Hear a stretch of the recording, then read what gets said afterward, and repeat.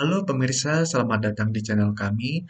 Sekarang kami akan menjelaskan mengenai materi tentang cloud computing atau mungkin biasa kita kenalnya sebagai komputasi awan.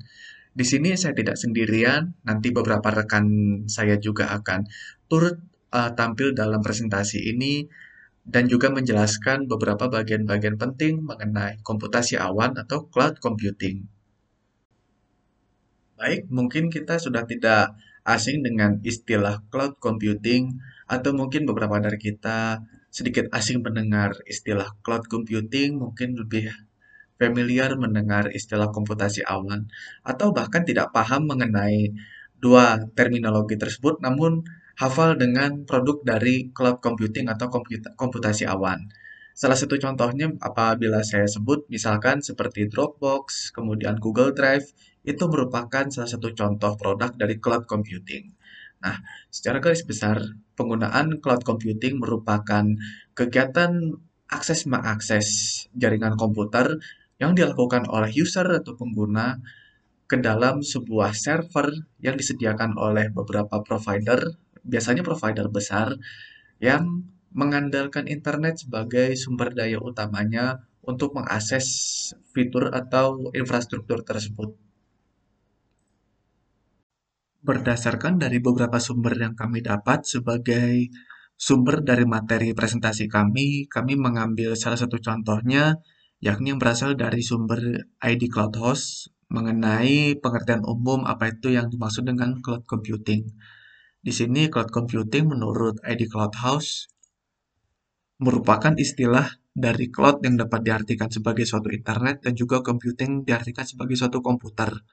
Nah, apabila menurut ID Cloudhouse ini cloud merupakan internet dan juga computing merupakan sebuah komputer, kurang lebih dapat kita artikan apabila cloud computing merupakan suatu keadaan di mana komputer terhubung dengan internet sehingga terciptalah apa yang dimaksud dengan cloud computing. Namun ada penjelasan lebih lanjut apabila cloud computing merupakan sebuah proses pengolahan daya komputasi melalui jaringan internet yang memiliki fungsi agar dapat menjalankan program melalui komputer yang telah terkoneksi satu sama lain pada waktu yang sama. Di sini penjelasan lebih lanjutnya menyatakan bahwa dibutuhkan dua atau lebih pengguna komputer atau pengguna gawai bisa kita sebut demikian yang memiliki fungsi apa yang memiliki fungsi melalui satu jaringan internet agar dapat menjalankan program melalui komputer atau gawai yang telah terkoneksi satu dengan yang lain pada waktu yang sama. Di sini dalam gambar ini dijelaskan eh, perlu adanya dua atau lebih pengguna untuk menjalankan sebuah cloud computing. Contohnya di sini kita asumsikan laptop ini merupakan PC karena laptop ini juga sebenarnya sebuah PC namun dengan bentuk yang lebih ringkas, portable, bisa dibawa kemana-mana dan juga smartphone yang jauh lebih ringkas lagi namun memiliki fungsi sebagai seperti komputer pada umumnya. Kemudian apabila kita merujuk ke pengertian di atas tadi, maka diperlukan pengguna laptop dan juga smartphone ini yang keduanya saling terjalin dalam suatu jaringan komunikasi terhubung melalui satu jaringan internet sehingga keduanya berhubungan satu sama lain pada waktu yang sama dan juga nantinya akan memiliki fungsi yang sama sebagai sumber input maupun output dari apa namanya data atau file-file yang ada di antara dua gawai ini dan juga pada akhirnya kedua keadaan tersebut akan menyebabkan kedua user ini dapat membagi data secara optimal melalui jaringan internet sesuai dengan kecepatan yang dimiliki.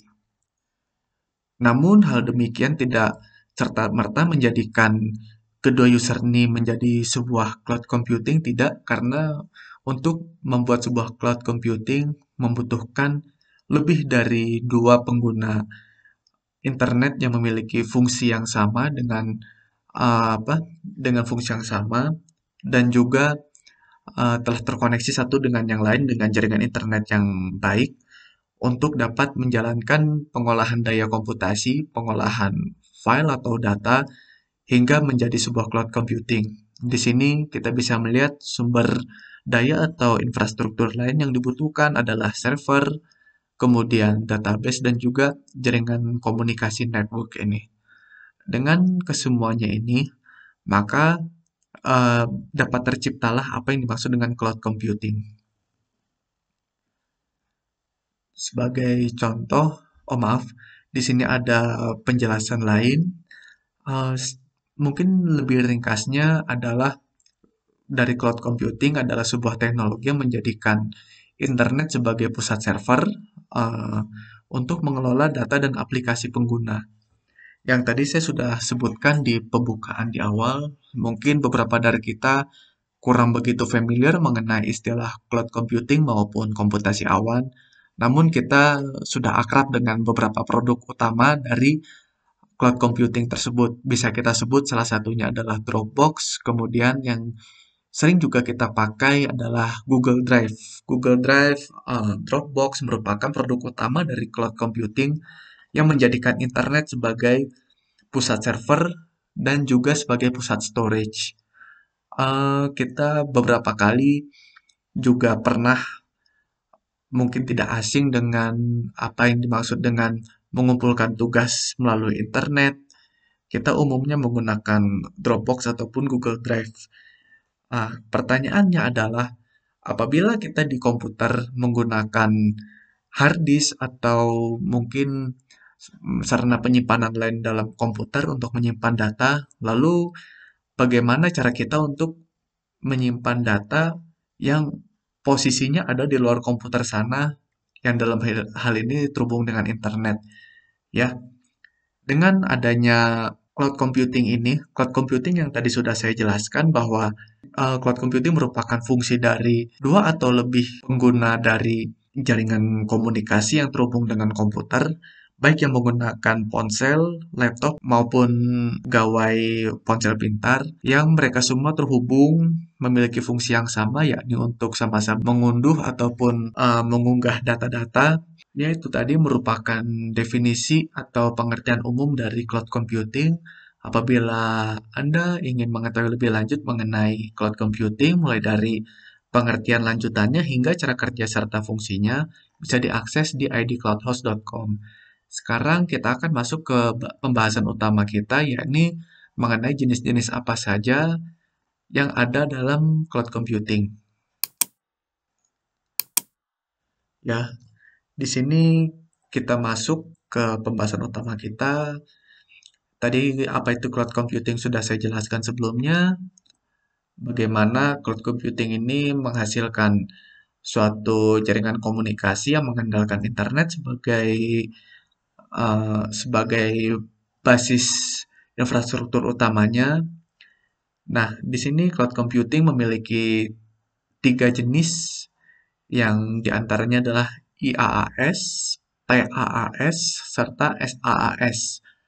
Mungkin ini akan sedikit lebih membingungkan karena ketiga istilah ini jarang kita temukan dan ini bukan nama, namun ini sebuah singkatan dari apa yang akan saya jelaskan di slide berikutnya. Yang pertama, IaaS atau Infrastructure as a Service. Apa sih yang dimaksud dengan IaaS? IaaS merupakan jenis model layanan cloud yang pada dasarnya merupakan server fisik. Jadi yang dimaksud dengan infrastruktur ini adalah infrastruktur secara fisik, secara harfiah, betul-betul secara fisik, dan juga ada gabungan dari server secara virtual. Nah, para penyedia layanan ini menyediakan resource cloud seperti server, jaringan storage, dan ruang data center. Nah, di sini bisa kita lihat ada dua jenis warna. Yang warna biru ini merupakan hal yang harus kita sediakan untuk kita dapat mengakses ke komputasi awan, sementara untuk yang warna merah ini merupakan service atau layanan yang diberikan oleh penyedia jasa cloud computing itu tadi. Di sini kita bisa lihat kita harus menyediakan aplikasi, harus menginstal aplikasi supaya kita dapat menjalankan fungsi dari cloud computing itu tadi, kemudian data kita kita olah sendiri, kemudian lain-lainnya juga tetap harus kita yang menyediakan dan kita yang mengolah terlebih dahulu supaya cloud computing dapat kita capai. Kemudian untuk yang kedua adalah PaaS atau Platform as a Service. Yang dimaksud dengan apa namanya? Platform as a Service merupakan layanan cloud computing yang disediakan dalam bentuk platform dan dapat dimanfaatkan pengguna untuk menggunakan atau membuat aplikasi di atasnya. Biasanya PaaS memberikan framework bagi para developer atau pengembang yang dapat mereka bangun dan dapat mereka gunakan untuk membuat aplikasi yang telah disesuaikan. Nah, di sini ketika kita menggunakan layanan model SaaS, semua server, penyimpanan, dan jaringan dikelola oleh perusahaan atau oleh provider atau oleh penyedia jasa. Namun para developer, maksudnya developer dalam hal ini kita sebagai user dapat mengelola manajemen aplikasi. Nah, di sini tetap aplikasi maupun data tetap kita yang mengupayakan atau yang harus kita siapkan. Dan semua ini bergantung pada keinginan kita. Begitu juga dengan IaaS. IaaS ini untuk secara sumber daya hingga dari beberapa bagiannya ini tetap harus kita yang menyediakan supaya kita bisa mengakses ke cloud computing tadi. Nah, di sini bedanya IaaS dengan PaaS, peran kita untuk terlibat secara langsung dalam aplikasi atau dalam program cloud computing tadi semakin semakin ke kanan maka akan semakin sedikit. Di sini di PaaS kita hanya cukup menyediakan aplikasi serta data saja. Kemudian yang terakhir adalah SaaS atau Software as a Service. Nah, di sini yang dimaksud dengan SaaS atau Software as a Service adalah suatu perangkat lunak atau software yang dijadikan sebagai layanan yang bersifat online. Di sini SaaS juga bisa disebut sebagai layanan aplikasi cloud saat memanfaatkan internet untuk menjalankan aplikasi yang dikelola oleh vendor pihak ketiga. Nah, kalau kita menggunakan model layanan SaaS, kita hanya perlu menggunakan aplikasi tersebut tanpa harus mengerti dan juga mengurus bagaimana layanan yang kita gunakan, sebagaimana data disimpan dan bagaimana aplikasi tersebut ada sedikit maintenance karena hal itu merupakan bagian dari layanan yang disediakan oleh provider atau penyedia jasa. Sebagai contoh tadi yang sudah saya sebutkan, Google Drive maupun Dropbox itu dapat dikategorikan sebagai SaaS. Karena apa? Karena kita hanya perlu menggunakan software atau perangkat lunaknya saja, dalam hal ini aplikasi, supaya kita dapat menggunakan produk dari komputasi awan tersebut. Kita hanya tinggal menyediakan data yang untuk kita unggah ke komputasi awan tadi, ke server mereka, tanpa kita harus mengotak-atik ataupun menyiapkan segala sesuatunya seperti pada jenis-jenis cloud computing sebelumnya, seperti IaaS maupun PaaS. Di sini SaaS jauh lebih menguntungkan karena secara kita sebagai user lebih dimudahkan serta lebih diringankan upayanya untuk kita dapat menggunakan layanan cloud computing. Nah, di sini untuk secara visualisasinya, tadi untuk yang IaaS bisa kita lihat cakupannya yang mereka sediakan adalah server, kemudian network firewalls untuk keamanan mereka dan juga data center. Ya, ini server dengan data center merupakan satu kesatuan. Begitu juga dengan network firewalls. Seperti pada slide sebelumnya, pada slide ini yang disediakan oleh penyedia jasa hanyalah server, keamanan internal mereka dengan data center. Sementara untuk yang lain-lainnya seperti operating system, middleware, atau perangkat menengah yang menghubungkan antara aplikasi dengan data kita, data hingga aplikasi. Aplikasi itu yang dimaksud adalah software, tapi ini lebih teknis, beda seperti SaaS ini. Kalau untuk ini IaaS, kita tetap harus menyediakan operating systemnya, misal kita menggunakan Linux, kemudian Windows, Android ataupun Apple. Kemudian developer tools yang dimaksud di sini adalah middleware dan aplikasi. Maaf, maksudnya developer tools itu adalah middleware-nya sendiri. Kita tetap harus menyediakan perangkat-perangkat yang dibutuhkan untuk kita dapat mengakses ke sini. Misalkan perlu adanya storage tambahan maupun adanya akses tambahan lainnya yang mungkin akan dijelaskan di lain kesempatan. Kemudian juga untuk aplikasinya juga tetap kita harus yang menyediakan. Kemudian PaaS ini cakupannya jauh lebih luas sehingga yang kita butuhkan, yang perlu kita sediakan di sini hanyalah aplikasi yang perlu kita install pada komputer. Sementara sisanya ini semua sudah disediakan oleh dari provider tuh, dari penyedia layanan. Tidak peduli apakah kita itu pengguna Linux, apakah kita pengguna Windows, yang pasti untuk yang PaaS ini atau yang platform ini semua sudah diatur sedemikian rupa oleh penyedia jasa. Kemudian yang terakhir yang SaaS itu benar-benar simple dan ringkas karena kita hanya perlu eh, menggunakan softwarenya saja. Maksudnya software ini yang mungkin kita lebih familiarnya adalah aplikasi. Kita hanya perlu menggunakan aplikasinya saja tanpa harus mendownload. Kita bisa menggunakan eh, apa namanya, browser atau penjelajah internet. Kita tinggal masukkan website dari apa namanya, dari cloud computing tadi, misalkan Dropbox ataupun Google Drive. Di situ kita, ya, jadi untuk yang SaaS ini kita hanya perlu menggunakan aplikasinya saja, tanpa kita harus apa, tanpa harus menginstal dari aplikasi tersebut.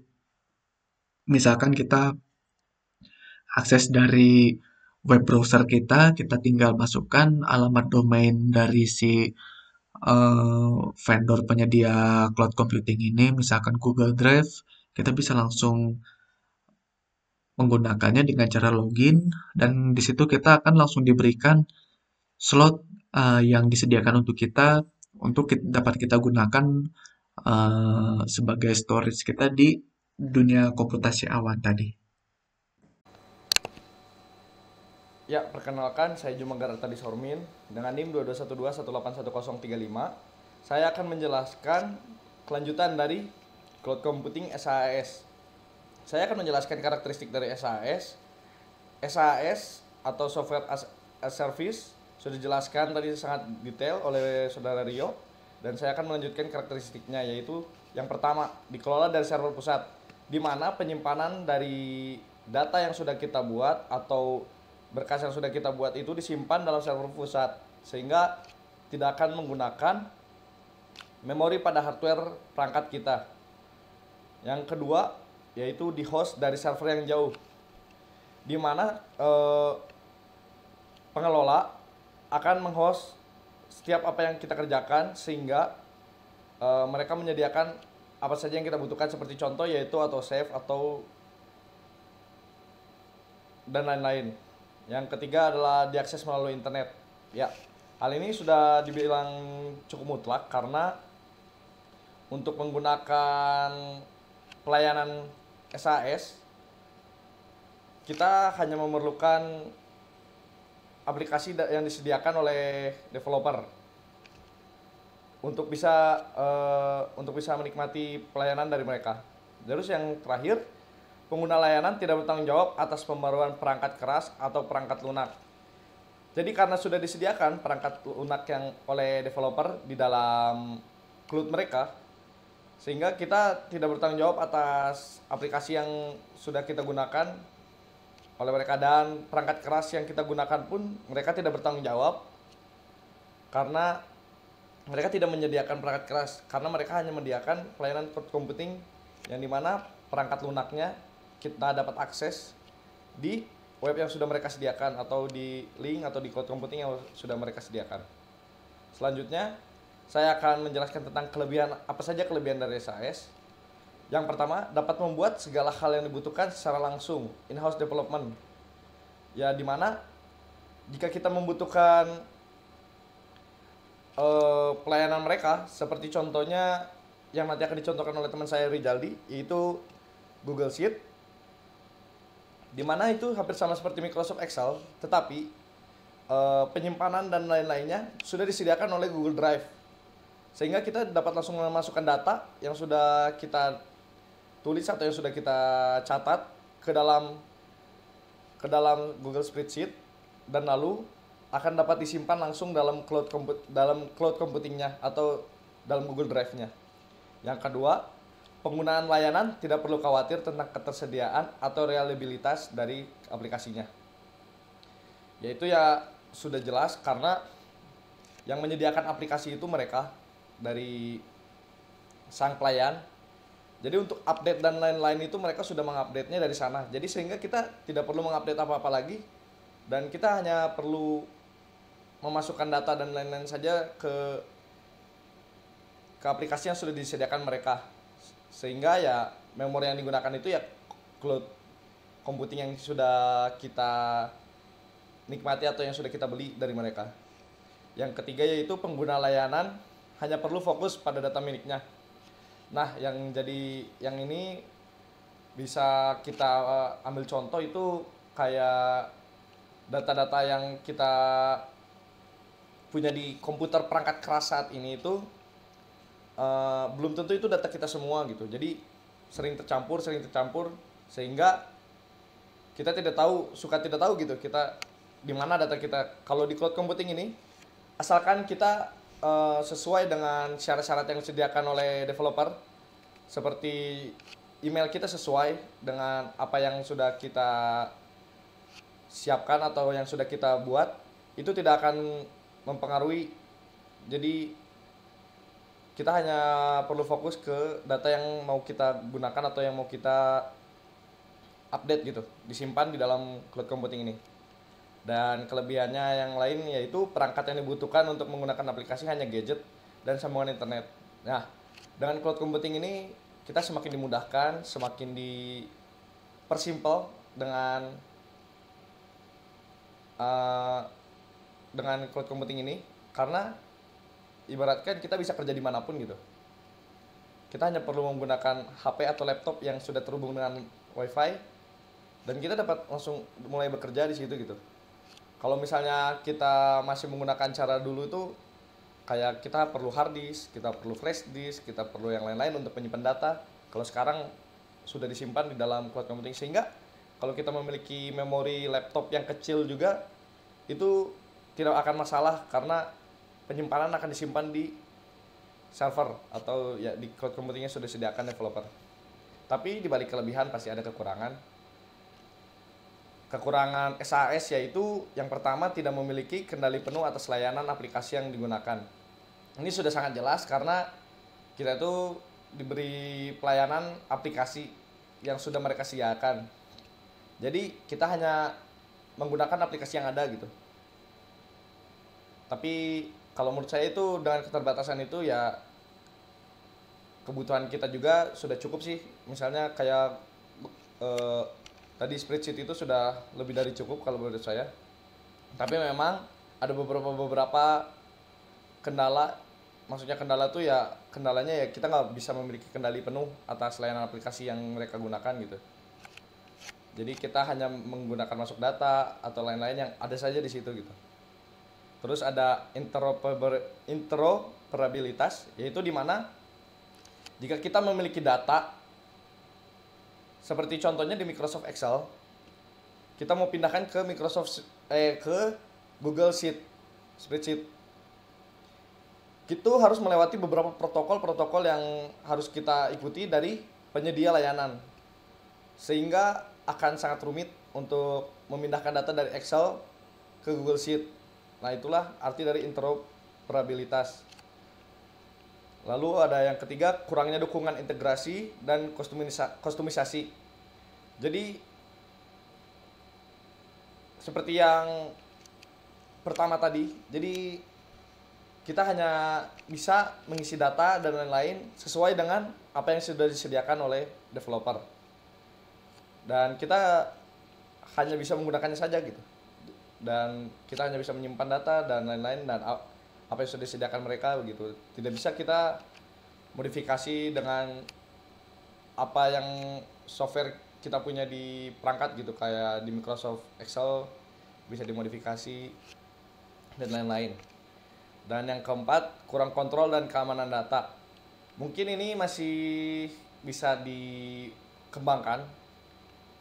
Kekurangan kontrol itu memang karena penyimpanan data dan lain-lain sudah kita serahkan ke server pusat dan di-host oleh server dari jauh. Jadi kalau kontrol itu sudah pasti mereka yang mengontrol, dan keamanan data itu masih pasti selalu akan ada tahap pengembangan untuk dalam keamanan data. Dan yang terakhir yaitu keterbatasan fitur dan performa. Fitur dan performa yang sudah disediakan mereka ya segitu saja gitu. Jadi kita tidak bisa mengharapkan lebih atau mengurangi. Jadi ya kita harus cukup puas dengan apa yang sudah mereka sediakan. Selanjutnya akan diberikan contoh dari SAS ini oleh Saudara Rijaldi. Sekian dari saya, terima kasih. Baiklah, saya akan menjelaskan contoh-contoh pelayanan SAS. Seperti yang kita ketahui dari penjelasan sebelumnya, SAS mutlak perlu menggunakan jaringan internet untuk mengakses fasilitas cloud computing tersebut. Seperti yang ada pada PowerPoint, berikut contoh-contoh pelayanan SAS: Google G Suite, Dropbox, Salesforce, Cisco WebEx, SAP Concur, Office 365, dan Adobe Creative Cloud, dan lain-lain. Kapan menggunakan SAS? Opsi paling bermanfaat dalam beberapa situasi. Banyak kegiatan dalam bisnis, pendidikan, atau personal sangat membutuhkan layanan SAS. Seperti halnya ketika sebuah startup atau perusahaan kecil yang membuat aplikasi proyek dengan cepat dan tidak punya waktu untuk masalah server atau perangkat lunak. Ketika mengerjakan proyek jangka pendek yang membutuhkan kolaborasi cepat, mudah, dan terjangkau. Aplikasi yang tidak terlalu sering dibutuhkan seperti perangkat lunak, pajak. Perusahaan startup menggunakan SAS menyimpan file berbentuk database dan lain-lainnya dengan keamanan data dan lain-lain yang sudah difasilitasi oleh penyedia. Seperti contoh yang sudah saya praktikkan, kita bisa menggunakan Google Drive sebagai salah satu contoh penyimpanan data dari suatu yang kita buat pada Google Spreadsheet atau dan lain-lain. Saya akan menunjukkan salah satu contoh SAS yang ada di pelayanan Google. Kali ini saya akan menggunakan Google Drive sebagai cloud komputer dengan aplikasi bawaannya, yaitu Spreadsheet. Pertama-tama kita masuk dulu ke Google Drive.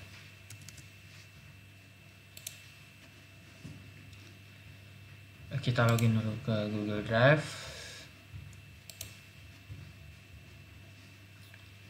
Ya, kita pilih akun dulu yang mana yang mau kita simpan data. Kita akan menggunakan akun ini.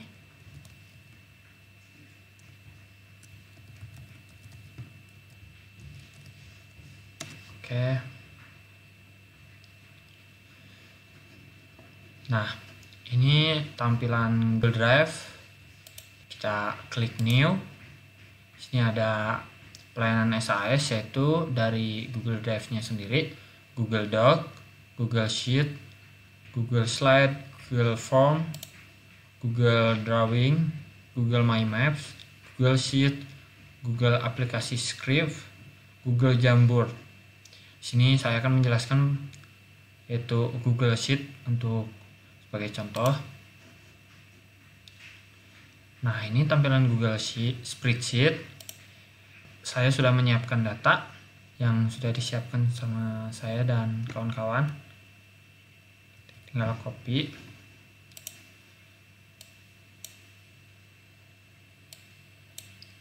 Nah, kelebihan dari Google Spreadsheet ini yaitu autosave, mempermudah untuk melihat dan mengedit. Jadi tidak usah khawatir kalau belum tersave gitu, kalau ke close. Nah, kita akan taruh dulu di file. Kita bikin file dulu di Google Drive-nya, data kelas. Oke, kita create data kelas dulu, kita save. Sudah tersave kan ini, kita bisa langsung mengganti nama di sini, misalnya namanya data kelas mahasiswa. Ini akan langsung tersave di folder. Kita lihat dulu foldernya apakah sudah di-save. Nah, ini sudah tersave foldernya. Kita buka ya. Nah, pada Google Spreadsheet ini, seperti yang sudah dijelaskan Jumagar, merupakan salah satu aplikasi yang disediakan oleh Google, di mana aplikasi ini melakukan tugas sama seperti Microsoft Excel, tetapi penyimpanan berbeda karena akan langsung tersimpan pada cloud computing. Kelebihan dari Google Spreadsheet ini, jika kita menaruh email yang sudah terdaftar di Gmail, kita akan langsung melihat profilnya dan bisa langsung mengirim pesan. Nah, seperti ini contohnya. Bisa langsung mengirim pesan. Kita bisa langsung mengedit atau merubah. Kita bisa share link ini ke teman-teman yang mau memasukkan data kelas gitu. Tinggal share link, mengisi data, dia akan otomatis tersimpan. Oke, sekian dari saya, Rizal Putra, NIM 2212181044.